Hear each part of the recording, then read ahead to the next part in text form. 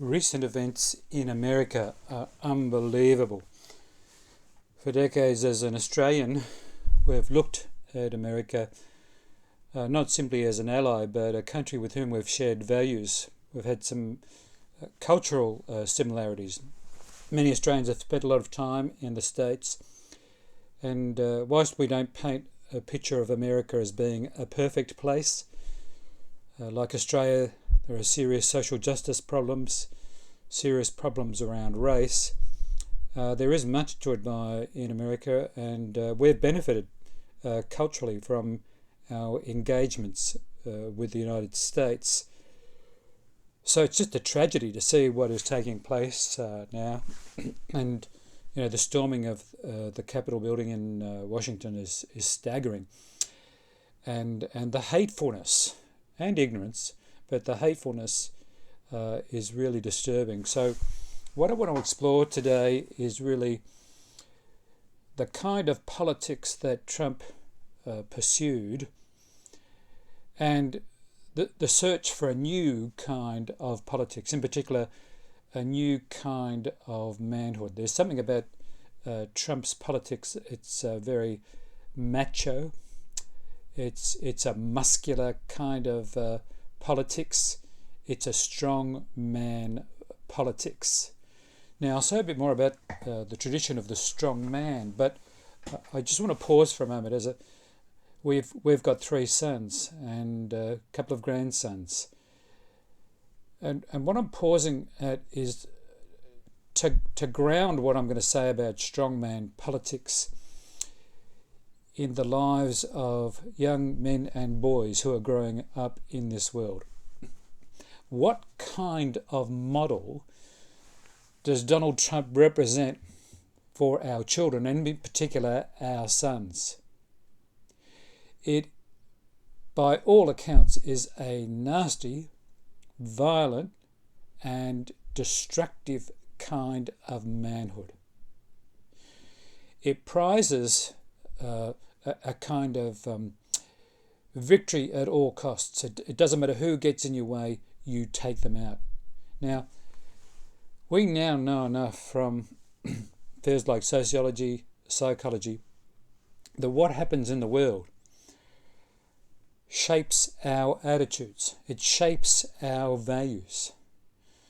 And under the current regime of strongman politics, which is taking place not only in America, we see elements of it in Australia, but also Erdogan in Turkey, Boris Johnson in the United Kingdom, Putin in Russia.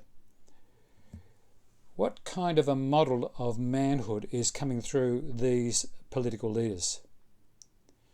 Now, I'm going to explore that a bit more closely in a second, but there is a tradition of what we call strongman politics, and it's worth having a look at.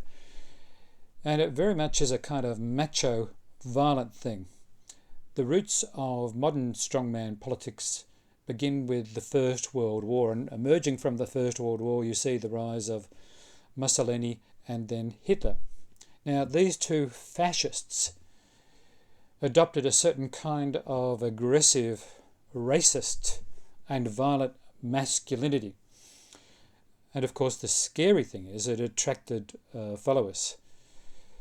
There does seem to be a correlation then in that time between communities who were struggling, who felt violated, trying to deal with the losses of the First World War, who were aggrieved, and then along comes this strong man promising the world.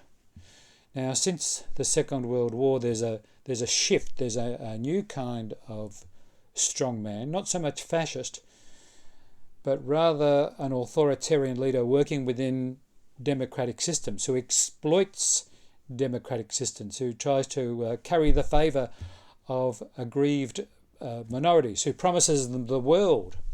And because of the desperate needs of so many groups of people in many countries, we ascribe to these strong men all sorts of associations, and in some cases they're religious or messianic associations. Now, the point I'm making at this stage is that Donald Trump, whilst in many ways is a horrifying example of a man, is not alone, and that especially since the Second World War in many countries throughout the world, this strong man politics is emerging, and in some quarters it's being praised. Something like 75 million people voted for Donald Trump, and in the context of world politics, he is not alone. So I think we need to not only celebrate the importance of democracy, we not only need to work for democracy, but I think there's an important gender issue here, and that issue is what kind of manhood do we want to model for the young men and boys in our society.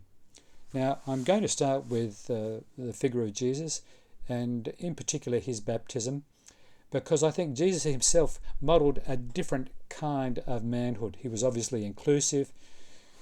Being inclusive of all shapes and sizes was the hallmark of his ministry.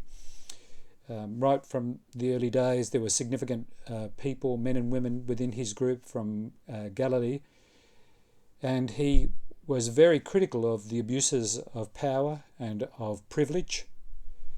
He broke down the barriers that divided people on the basis of the old purity code that sorted people into clean and unclean. Quite a radical ministry that many of us are now familiar with, and even non-Christians or people of other faiths will be familiar with the ministry of Jesus.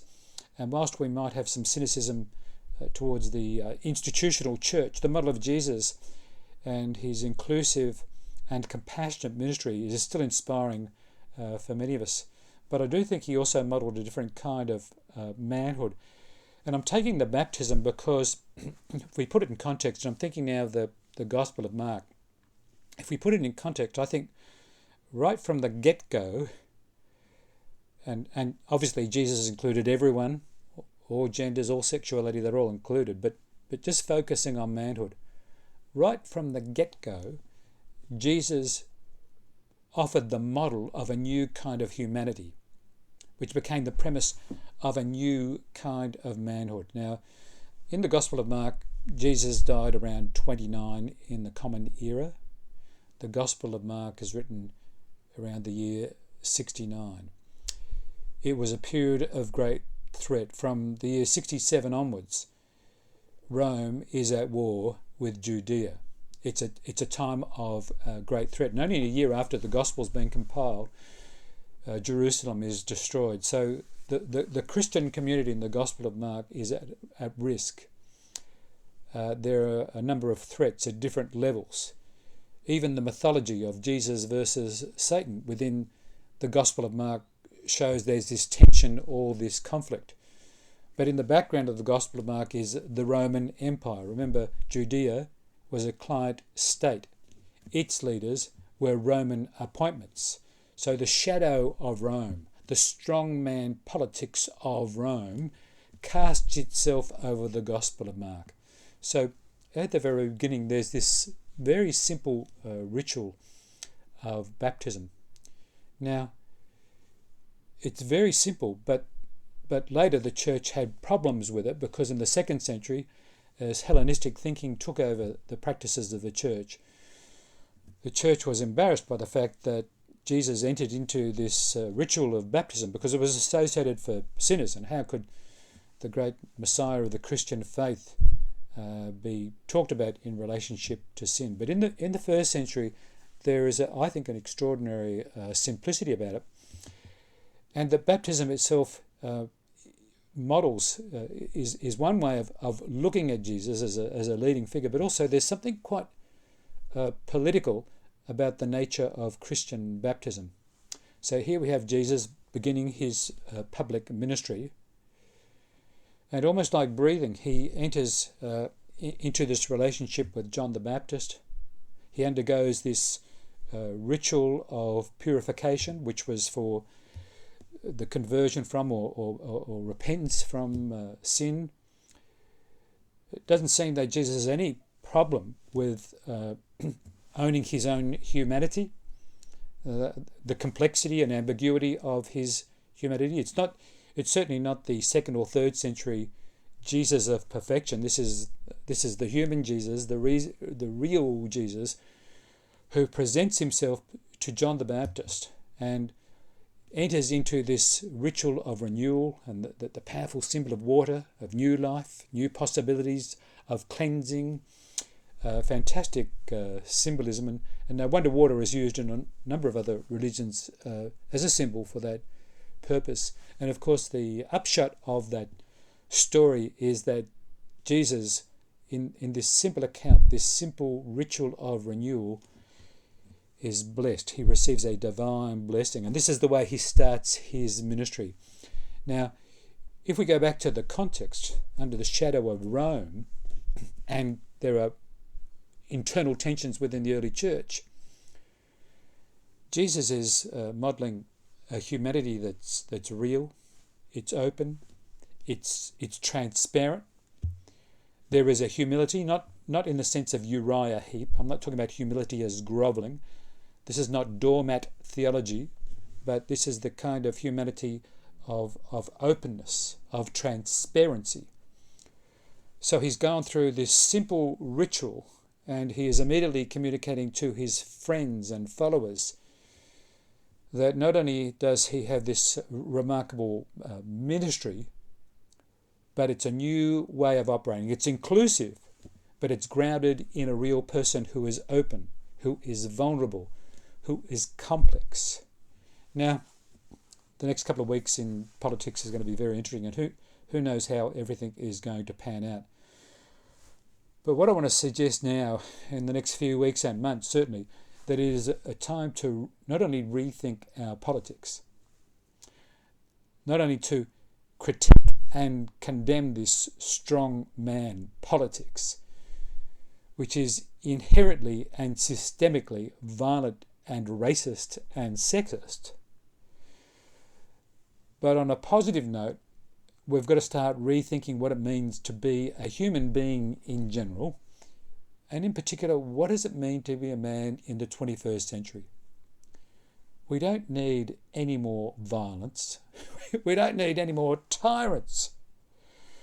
But we do need new models and new thinking about masculinity, a masculinity that can be brave and courageous, but transparent and open, and even kind. What's wrong with a man being kind?